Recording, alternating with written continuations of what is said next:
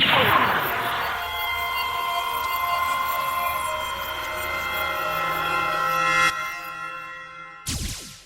guys, Carlo97 again. This time in a review of the 144th scale high-grade Universal Century Victory 2 Assault Buster Gundam from the Victory Gundam series. So for colors, we get the typical Gundam colors. We have a lot of white all over the body. Then we have some blue, some yellow, a little bit yellow here on the chest, the V-fin, and of course on the back for those wings. Then a bit of red, the bottom of the feet, the tip of the spray beam pod, and on the back we also have red for the beam shield generators. Then we have some gray for the hands. Some of the joints, like as you can see, quite unlike most other mobile suits, the joint here is actually white with a little bit of gray at the top. And then the final thing we get is gold. Unfortunately, it's not the nice plated gold that the manual and even the box art would have us believe. It's just a cheapo plastic gold, which is a bummer, once again, considering the manual and the box show very nice plated gold. But moving on to the stickers, and we get quite a lot of them. We get some of the understandable ones. Of course, we get the eye stickers, front camera, back camera, very nice metallic green, and we also get some very nice metallic green ones for the scope of the beam rifle, the top one and the bottom one. Then for some more understandable stickers, we have the ones on the indents, like here the blue ones at the kneecaps, all of the gray ones for the micro missile pods, like right there on the sides, there and there. Then at the back, we have some more micro missile pods on the back skid. We also have the yellow ones inside of the wings, the red ones here on top. But then where they get really bad is on the shield. It almost has more stickers than it has parts, because this is one giant sticker, the black and the yellow one. Once again, this yellow should be gold. Ah well, then the black and red ones on the tips, I mean, those could have been parts. This really shouldn't have been stickers, but whatever.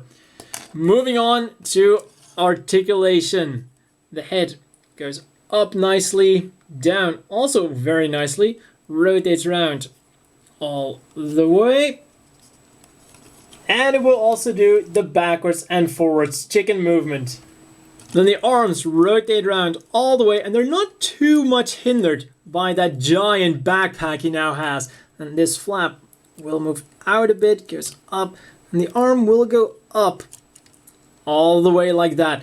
This time around, the backpack can get a bit in the way, but you know, that's just the way the thing is designed itself. The arms will go forwards very nicely like that. This joint is on a hinge inside of the body, and then the arm, well, the shoulder itself is on a ball joint that connects to that hinge joint. And let's slide this thing. Then the arm rotates around below the shoulder all the way. Bends at two joints, but for some reason that is all that we're getting, not that much. Then we do get one other cool joint here at the wrist, and this thing will actually individually go up and down a bit, kind of compensating for that lacking elbow joint. Then the arm, then the hand itself will it's not just going that great, is it?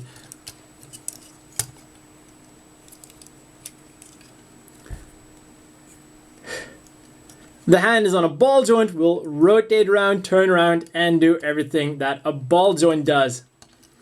Then for the backpack, it's quite different from the original Victory Gundam. One big problem is it detaches very easily. I mean, those pods, the Mega Beam Cannon, the Spray Beam Pod, they detach super easy. They just don't go in deep enough, meaning that all you have to do is apply a little bit of force and they just go flying off, whether you're rotating around, trying to maneuver them around, and it is really annoying. And for some reason, they just couldn't get it right. I mean, you can get them out about that far, but then nudge it a bit more and it's going to fly off. So of course, it's on a ball joint, will rotate around, wiggle around, and everything a ball joint does. And then the wings themselves inside of these pods are also a bit articulate. They will go side to side, go up, and the thing is they're on a hinge joint, and then the wing itself is also on a ball joint individually from that hinge. So down, and we'll of course go in and out. Let's put that to the side. Then the waist, it's on a double ball joint. Go forwards nicely, backwards a bit, and also some side-to-side movement. We'll also rotate around all the way if you're careful enough not to get any of that extra armor in the way. Then front skirts, as always, molded together, can be separated, but this time around, the added parts really get in the way. And this is about all you're going to get of forwards movement. If you want to have the legs stretched, you're not going to get a lot at all. Of course, if you replace this by the normal Victory 2 front skirts, or with the assault configuration, or with the buster configuration, it's going to move out a lot more. Just to illustrate that, let's bring in the original one again. He can do a lot more in the different configurations. So this is just a problem that the assault has, because, well, these flaps aren't articulated. And backwards about that far, you of course get the swivel joint, which allows for a little bit more forwards and backwards articulation. Then the legs go out about that far. We'll rotate around all the way, as long as the VSBRs don't get in the way. And of course they will go up as well. The knees are double jointed, but this is about all you're going to get out of them. Any further and the joints are just going to disconnect. That back there. Then we have the foot guard, which goes up and down a bit. Feet will go forwards, backwards on a double joint. We have a hinge at the top and then a ball joint at the bottom. That's about as far as it's going to go. We have a toe joint. For some reason, it only goes down and not up. And we'll, of course, rotate around a bit and go side to side on that ball joint. Overall, it has some nice standard articulation, and other than the front skirts, it isn't hindered too much by the added parts. And well, the ball joint here definitely could have been better. But on to accessories. First of all, we get the Mega Beam Rifle. And this thing looks fantastic, except for the hollow parts it has. So when you look there, those are some very big hollow parts. When we turn around, there's another hollow part here. And once again, that really shows remold syndrome. The one thing that is really good about this thing is that it isn't heavy at all, and it can easily hold it up. And that's not just because of the hollow parts, because even with a bit added weight, this would have been able to hold it up absolutely perfectly. So that Mega Beam Rifle, it looks great, it holds great, and it is absolutely fantastic. To go with the Mega Beam Rifle, we also have the shield, which also turns out to be a Mega Beam Shield. Then we get a handle and goes on the hand absolutely perfectly. I really love a shield with a good handle that is able to hold on to. And because the shield is a square, up you go again. Because as you can see there, it's a square-shaped shield, so he can also hold it like that. And as I said, fits in the hand absolutely perfectly. It's not going to go anywhere. Another cool thing you can do with the shield is, if you remove the tip of that part, you can kind of jam it in there and it will stay. And that is important to do because it is lacking certain parts, namely all of the beam parts. The beam shield, the beam sabers, and the beam fan. I don't know why they decided to exclude it, but for some reason they did. That then brings us to the final usable accessory, the beam rifle, which has a removable grenade launcher, and that is something I also always love, a grenade launcher on a beam rifle. It just makes a lot of sense.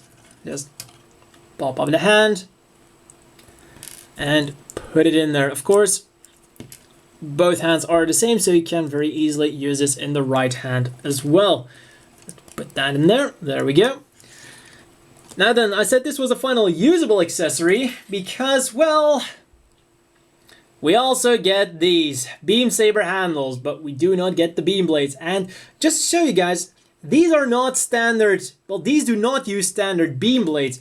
They use specific Victory Gundam beam saber blades. So, yeah, remold syndrome, I guess. Then, finally, we also get all of the parts necessary to make a normal Victory 2 Gundam. Which also means that this kit is not just capable of making the Victory 2 Assault Buster Gundam, but it can also be transformed into the Buster Gundam and the Assault Gundam separately. There we go. And you know what? As separate packs, they look better in my opinion, unlike what I was expecting. And swapping them around, it's not that hard to do, except for one part, and that is the backpack. Now the problem here is that the Wings of Light will use different connectors for the different packs. So you have to take the entire wing set apart so that you can, here the ball joint is on the backpack, but here the ball joint is actually on the Wings of Light. So that is a completely different connection, which you will have to change. All the other parts are essentially like changing out a striker pack. Oh, and of course we can't forget about the final accessory, the Core Fighter, which comes with its own action base connector, if you'd want to hook this thing up to an action base. As always, the inevitable question is, do you want to buy this? And this time around, it isn't an easy question to answer because, well, the base model, the Victory 2 itself, it's a really nice model, and I would definitely say for 1,300 yen, that's something you can absolutely pick up. But the thing here is, the Assault and the Buster add-on packs, which results in a 2,000 yen total, you know, they suffer from remold syndrome. You've got the hollow parts, you've got not as great structural integrity with the Buster backpack, and then you've got the non-golden parts of the Assault pack, which, by the way, are undergated. Like, last minute someone decided, you know what, let's not give them the nice gold finish that they see on the box and in the manual. Like, that's just false advertising right there. On top of that, we don't get the beam saber blades, we don't get the beam fan, and we don't get the beam shield either.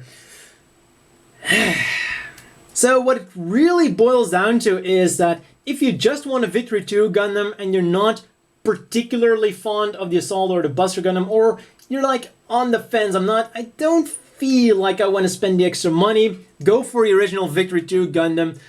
I would almost say you're getting a better deal because you're also getting those gorgeous beam effect parts. Like this beam shield, it is really nicely detailed, and we do not get that with this set. So if you're really on the fence, go for the original Victory 2 Gundam for 1,300 yen. But if you're thinking to yourself, you know what, the add-on parts, I can live with the problems, I'm considering it, I don't think that 700 yen is too much, then well, you can go for them. Just don't forget about the problems that are present here. So the funny thing here is that it seems that history has repeated itself, because the original Victory 2 Buster Gundam suffered from all of the same remold syndrome problems. Hollow parts, colors that don't quite match up, and an overall lower quality than the model it was based on. Also, no beam effect parts. So for size comparisons, here is next to the original Victory Gundam, High Grade Universal Century, and the old Victory 2 Buster Gundam. And now you might be thinking, hey, that old one looks a lot smaller than the newer one. And let's quickly pull this into the side and bring it next to the standard sized Gym Custom. And you might rightfully say, alright, the newer Victory 2 Gundam is smaller than the standard sized Gym Custom, so this guy probably got it right. Unfortunately, that guy is 1/44 scale to the millimeter at 10.9 centimeters. This guy is around 12 for the Victory Gundam, which is 15.5 meter, means that it is 1/129th scale rather than 1/144th scale. Just getting that out of the way in case anyone is going to wonder about that in the comments. So let's put this guy to the side and bring in another smaller one, the James Gun. Being one of the smallest mobile suits and Gundam model kits in 1/144th scale around. And then finally, here he is next to the always bulky Zaku 3. And that's all for this review, and see you guys next time.